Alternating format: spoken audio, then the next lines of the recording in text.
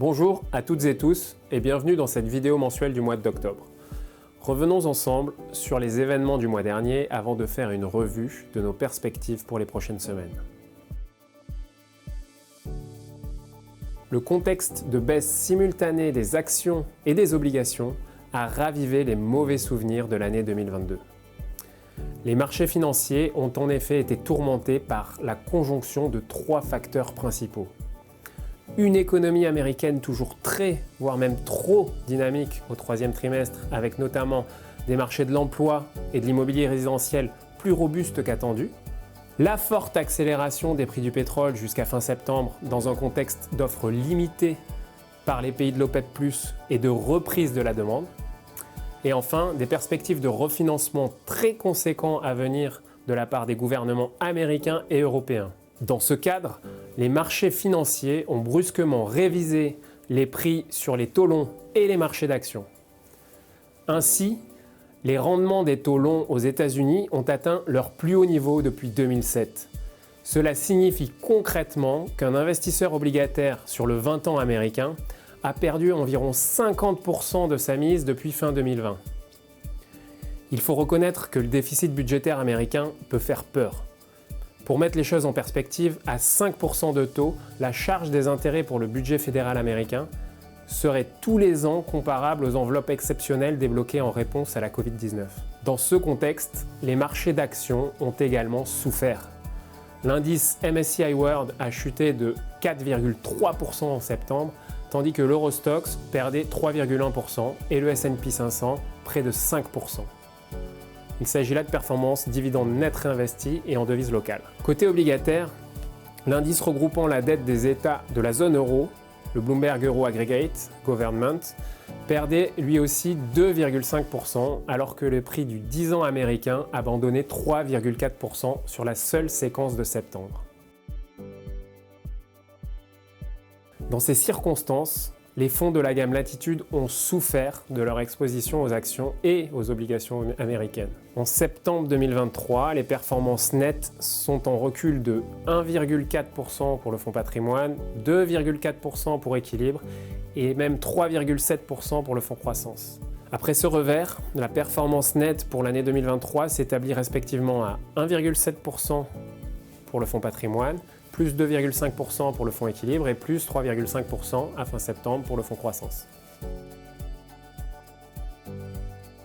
Les dernières semaines ont mis à mal une partie de nos allocations.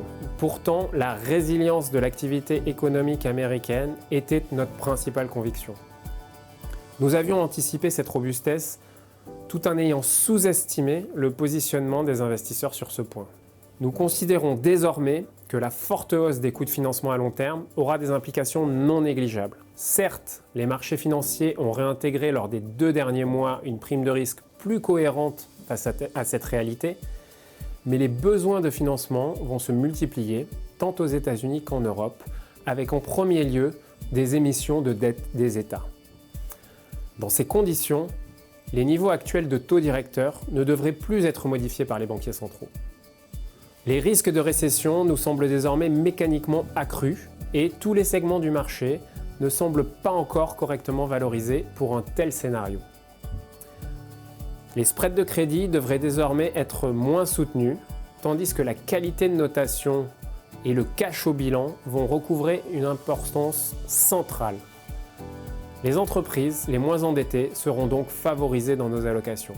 Dans notre scénario, un rebond des marchés d'actions pourrait se matérialiser au cours du mois d'octobre, grâce notamment au lancement de la séquence des publications d'entreprises sur les chiffres du 3e trimestre. Pour débuter le dernier trimestre de l'année, nos expositions actions sont calibrées à 26% dans le fonds patrimoine, 43% dans équilibre et 66% dans croissance. Nous avons réinvesti sur le marché européen en favorisant la qualité, notamment la santé, le luxe et la tech, après la baisse prononcée de ces secteurs au cours des dernières semaines. L'allocation est donc plus équilibrée entre US et Europe. Notre exposition au dollar US est calibrée à respectivement 16%, 23% et 33% dans patrimoine, équilibre et croissance. Alors que la pression sur les coûts de financement devrait s'accroître, nous soldons nos expositions à la dette émergente et favorisons les taux courts américains avec une sensibilité très concentrée sur le segment 1 an à 5 ans. En complément, nous renforçons également notre conviction sur la pontification de la courbe.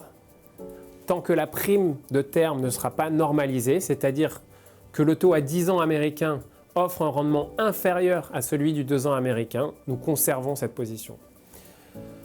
Nous maintenons un rendement embarqué global dans le portefeuille de respectivement 5% pour le fonds patrimoine, 4,3% pour le fonds équilibre et 3,4% pour le fonds croissance.